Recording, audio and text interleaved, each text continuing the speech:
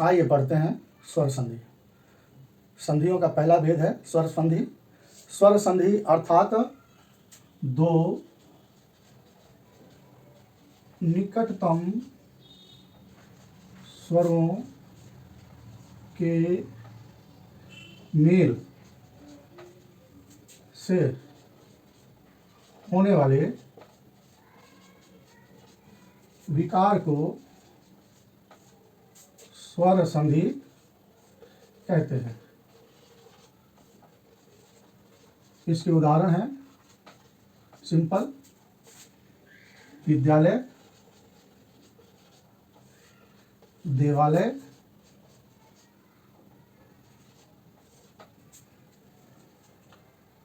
महेश, स्वागत इत्यादि। विद्याधनालय, देवधनालय, महेश महाधनीश, स्वागत सुधनागत इत्यादि, इतिधन आदि। इस प्रकार से स्वर संधि है। स्वर संधि के भी मुख्यतः 5 भेद हैं। दीर्घ स्वर संधि, नंबर 2 गुण स्वर संधि, नंबर 3 वृद्धि स्वर संधि, नंबर 4 यण स्वर संधि, नंबर 5 अयादि स्वर संधि। अब आपकी 3 और संधियां बची, तो 3 संधियां वो मैं इस तरफ लिख रहा हूं। नंबर 1, या इसको 6वां नंबर दे देते हैं। 6वां नंबर पर रूप स्वर संधि। आगे लिखने की जगह नहीं है, इसलिए आप इसको संधि लिखा हुआ मान लें। 7वां है पूर्व रूप स्वर संधि, और 8वां है प्रकृति भाव स्वर संधि। इस प्रकार ये 8 स्वर संधियां हैं, इनके नाम हैं। अब मैंने आपको ये बोला था कि ये मुख्यतः 5 ही हैं, और अगर विस्तृत रूप से अध्ययन किया जाए तो ये 8 संधियां हैं। तो ऐसा क्यों है? तो दीर्घ स्वर संधि, गुण स्वर संधि, वृद्धि स्वर संधि, यण स्वर संधि, अयादि स्वर संधि, ये वास्तव में संधि के नियम हैं।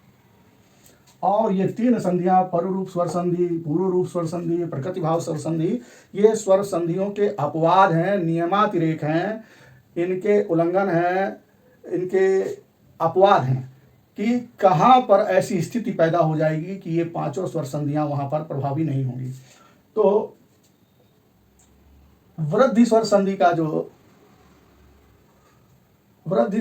जो उदाहरण है वहां पर पररूप आ जाएगा, माने वृद्धि स्वर संधि का पररूप है, और अयादि स्वर संधि का पूर्व रूप है। और प्रकृति भाव स्वर संधि जो है सभी संधियों का नियमातिरेक या अपवाद है, एक्सेप्शनल केस है कि कुछ ऐसी परिस्थितियां आती हैं जहां पर प्रकृति भाव, पूर्व रूप या पर रूप स्वर संधियां अप्लाई होती हैं। वो अप्लाई होने का कारण यह है कि वहां पर ये 5 संधियां प्रभावी नहीं होती हैं। कोई नियमातिरेक, कोई अपवाद, कोई एक्सेप्शनल केस या नियमावली आती है जहां पर ये संधियां अप्लाई नहीं होती। पहली स्वर संधि है दीर्घ स्वर संधि। दीर्घ स्वर संधि को हम संक्षेप में जानेंगे, विस्तार से जानेंगे। तो पहले विस्तार से समझते हैं, फिर मैं इसको संक्षेप में बताऊंगा। जैसे दीर्घ स्वर संधि का सूत्र क्या है? तो इसका संस्कृत सूत्र है अकः सवर्णे दीर्घ। अब अगर हम इस सूत्र को समझ लें तो हमको स्वर संधि समझ में आ जाएगी। तो सबसे पहले अकः का क्या मतलब होता है? अकः बराबर अक, और अक एक अकः से अक में आएंगे अयूण ऋलिक, तो इसमें प्रत्याहार आएगा 1 2 3 4 5। सवर्णे का मतलब होता है समान वर्णों में, समान अक्षरों में। दीर्घा का मतलब होता है अक के समान वर्णों में जो संधि होगी उसमें दीर्घ अर्थात बड़ा होता है। तो स्पष्ट हो गया। कि अक का सवर्ण अक आए तो दीर्घ हो जाता है। इसको एक और समझें। उदाहरण, यहां पर अक आए और अक आए, पर कौन सा है? सवर्ण अक आए, तो क्या हो जाएगा? बराबर दीर्घ हो जाएगा। इतना है स्वर संधि। अक के बाद अक आए या सवर्ण अक आए तो दीर्घ हो जाता है, इसे कहते हैं दीर्घ स्वर संधि। जैसे अब देखिए, आपको यहां पर देखना है कि आ ह्रस्व और दीर्घ का भेद यहां नहीं है। ई ह्रस्व और दीर्घ का भेद यहां नहीं है। उ ह्रस्व और दीर्घ का भेद यहां नहीं है। री और री ह्रस्व और दीर्घ का भेद यहां नहीं है। री में तो होता ही नहीं। उदाहरण, पहला उदाहरण है परमार्थ, परम धन अर्थ। इसमें इसका छोटा आ और इसका भी छोटा आ, दोनों का छोटा आ मिलकर के बड़ा आ हो गया। इसी तरीके से देवालय, देव धन आलय, इसका पूरा होगा देवालय बराबर देव धनालय। इसका होगा आ धन बड़ा आ बराबर मिलकर के बड़ा आ। ठीक है ना।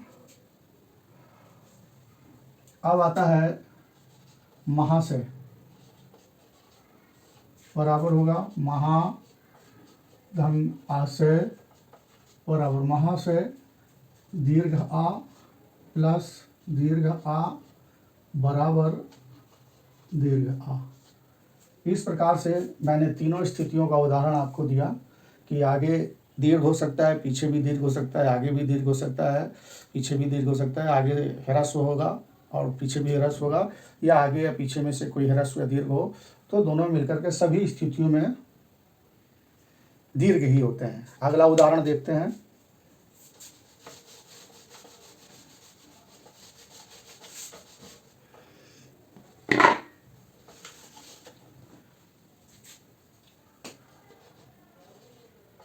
कपीस बराबर कपि धन ईस।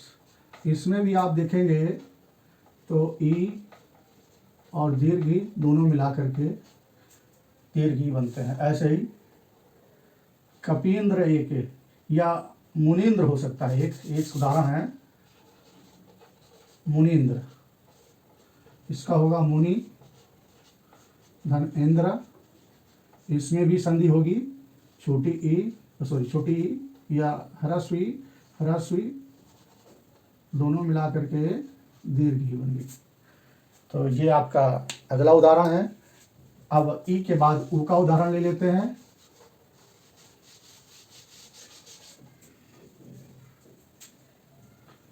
जैसे एक शब्द है भूर्जा, भू धन ऊर्जा। इसमें दोनों का उदाहरण क्या है?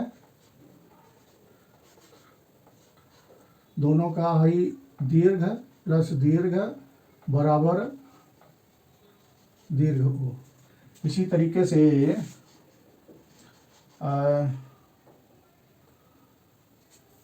लघुर्मी, एक शब्द है लघुर्मी। उर्मी माने होता है तरंग, तो लघु में छोटा ऊ और उर्मी में बड़ा, तो इसमें भी ऊ प्लस ह्रस्व ऊ मिला करके दीर्घ ऊ बनता है। अब आता है अक में अगला उदाहरण है ऋषि का। सो पितृणम का होगा पितृ धन ऋणम। इसमें भी री प्लस री, ये दोनों मिला करके दीर्घ री में दो बार चूल्हा लगाते हैं, सो दीर्घ री हो जाता है। इसी प्रकार से रे और धन लृकारा तो लृकारा आएगा, और इस प्रकार से आपका दीर्घ स्वर संधि हुआ। एक बार इसकी व्याख्या निम्नवत है, जो संक्षेप में मैंने बतानी है, विस्तार में उदाहरण के साथ इससे पहले बता चुका हूँ। अक प्लस अक सवर्ण बराबर दीर्घ। इसको वर्णों के माध्यम से समझते हैं। आ ई उ री प्लस आ उ ई री बराबर बड़ा आ बड़ी ई बड़ा उ बड़ी री। ये कैसे? परमावश्यक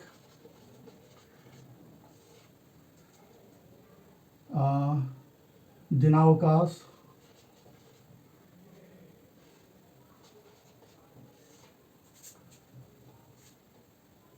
कपीस या कवींद्र। उसके बाद आता है ऊर्जा भूष्मा पितृणम। इसके मुख्य उदाहरण हैं। इन सब में देखेंगे, देखिए यहाँ पर संधि हुई, इसमें यहाँ पर संधि हुई, इसमें यहाँ पर संधि हुई, इसमें यहाँ पर संधि हुई, इसमें यहाँ पर संधि हुई, इसमें यहाँ पर संधि हुई। इस प्रकार से आप इनको विस्तृत ढंग से समझ सकते हैं। सूत्र है अकः सवर्णे दीर्घा। अयोण ऋलक प्रत्याहार के वर्णों में समान वर्ण होने पर जो संधि होती है उसको दीर्घ स्वर संधि कहते हैं। उदाहरण और व्याख्या के द्वारा आपका स्पष्टीकरण हुआ। आज के पाठ को यहीं समाप्त करते हैं। कल हम